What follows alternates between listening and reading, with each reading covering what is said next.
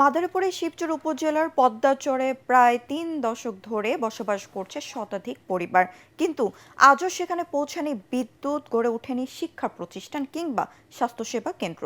মৌলিক অধিকার বঞ্চিত চরবাসী মানবেতর জীবন কাটাচ্ছেন।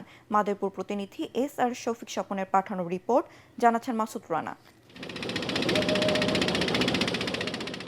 মাদারীপুরের শিবচর উপজেলার প্রমত্ত পদ্মার বুকে জেগে উঠেছে বিশাল এক চর। চর জানাজাত ইউনিয়নে সামিদ খান কান্দির এই চরে প্রায় ২৮ বছর ধরে বসবাস করছে শতাধিক পরিবার। ফসল ফলানো, হাঁস মুরগি সহ গবাদি পশু পালন, নদী থেকে মাছ আহরণই হচ্ছে তাদের বেঁচে থাকার অবলম্বন। এতগুলো মানুষ বছরের পর বছর বসবাস করলেও এই জনপদে এখনও তারা স্বাস্থ্য, শিক্ষা, বিদ্যুৎ ও যোগাযোগ বঞ্চিত। ফলে চরম মানবেতর জীবন কাটাচ্ছেন চরবাসী। সমস্যা প্রধান কারণ হয়েছে পড়ালেখার অনেক সমস্যা।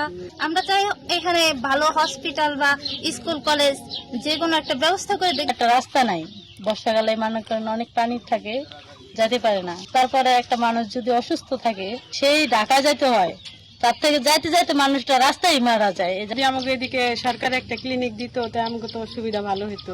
আমাকে সমস্যা হলো বিদ্যুৎ নাই, তো বিদ্যুৎ দিলে মানে আমরা এখানে সুস্থ মতন থাকতে পারতাম। অবহেলিত জনগোষ্ঠীর সমস্যাগুলো সরকারের ঊর্ধ্বতন মহলকে অবহিত করা আশ্বাস উপজেলা নির্বাহী কর্মকর্তার।